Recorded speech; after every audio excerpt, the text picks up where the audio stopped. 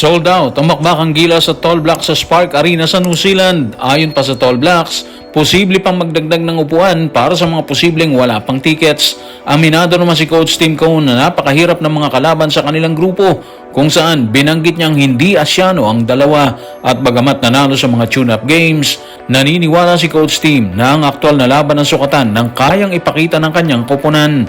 Tutukan po natin ang lahat ng yan, pero bago yan, pakisubscribe, like and share na lang muna para pareho tayong updated. Masayang ibinalita ng Tall Blacks na sold out na ang scheduled na bakbakan nila ng Gilas, Pilipinas. Base pa rin sa kanila, posibleng magdagdag pa ng upuan para sa mga gusto pang humabol. Narito ang kanilang pahayag. Tutukan natin ang Tall Blacks sa kanilang official FB page sa facebook.com. Sold out. Nagawa niyo Auckland. Siguradong magiging napakaingay at napakasaya ng atmosphere sa Spark Arena ngayong July 3. Hindi na kami makapaghintay. Nakikipag-ugnayan kami ngayon sa aming ticketing provider upang magbukas pa ng mas maraming upuan. Magbibigay kami ng update sa lalong madaling panahon. So malaking balita ito para sa basketball fans, mga ka-playoffs dito sa New Zealand. Kung talagang sold out na yung ticket sa Spark Arena, malinaw na napakalaki ng interest ng mga tao sa bakbakan ng New Zealand at ng Gilas, Pilipinas. At dahil naghahanda pa silang magbukas ng dagdag na upuan, ibig sabihin, mas mataas pa ang inaasahang demand.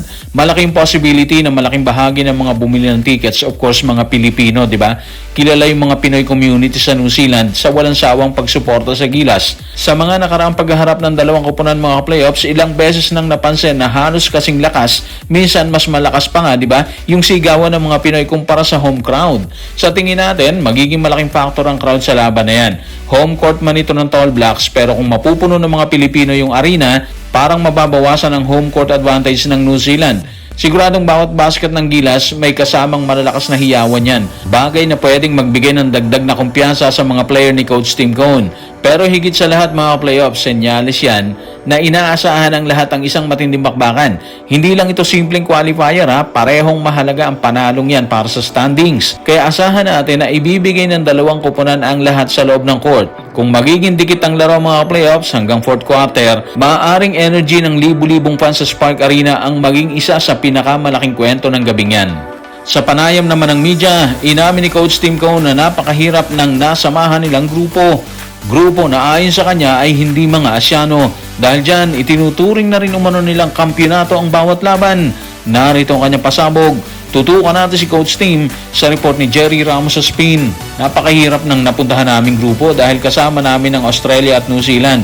Talagang napakahirap. Sila ang dalawa sa pinakamalalakas na koponan sa Asia. Kahit ang totoo, hindi sila mula sa Asia, kung hindi mula sila sa Oceania. Pero napunta kami sa grupong ito kasi, kaya kung makakasilat kami ng kahit isang panalo, napakalaking bagay na niyan pagpasok sa susunod na round. Yun talaga yung plano namin. Kaya kailangan naming ituring ang bawat laro na parang championship game. Ibig sabihin, kailangan namin maghanda sa pinakamahusay na paraan na kaya namin. Well, tingin natin, may point din naman si Coach Tim Cone nang sabihin niya na napakahirap ng grupong napuntahan ng Gilas, di ba? Sa totoo lang, hindi biro yung makaharap kaagad ang Australia at ang New Zealand Tall Blacks. Pareho silang sobrang lakas, kaya alam niya na napakataas ng antas ng kompetisyon. Maganda rin yung sinabi niya na kung makakasilat kami ng kahit isang panalo, ibig sabihin kasi niyan, realistic yung target ng coaching staff. Hindi sila nangangarap na sobra, di ba? Pero hindi rin sila pumapasok sa laban na talunan yung isip nila, di ba?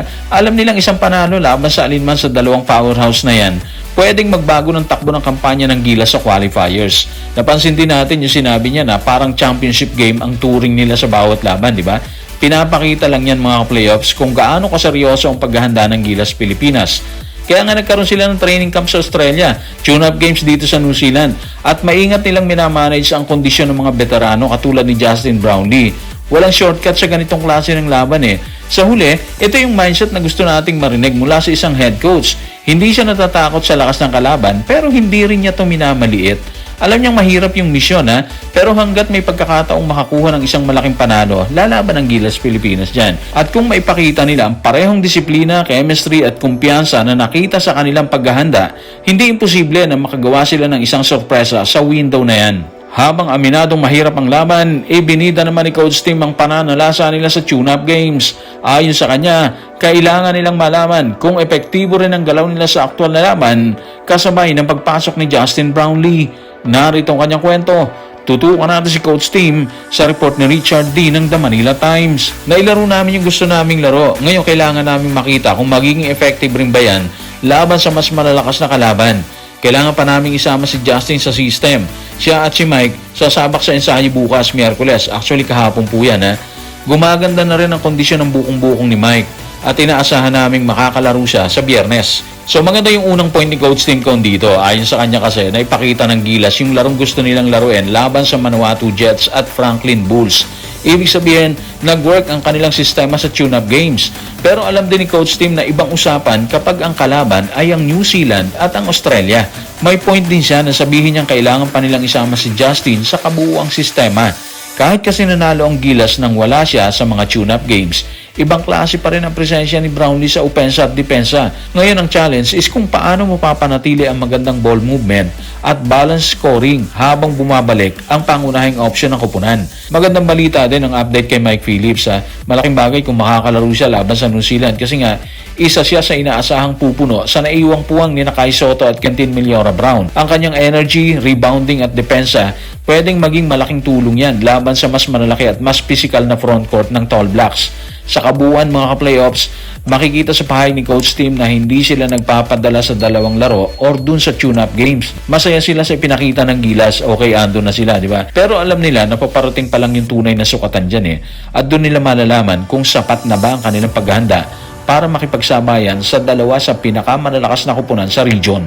So guys, maraming salamat.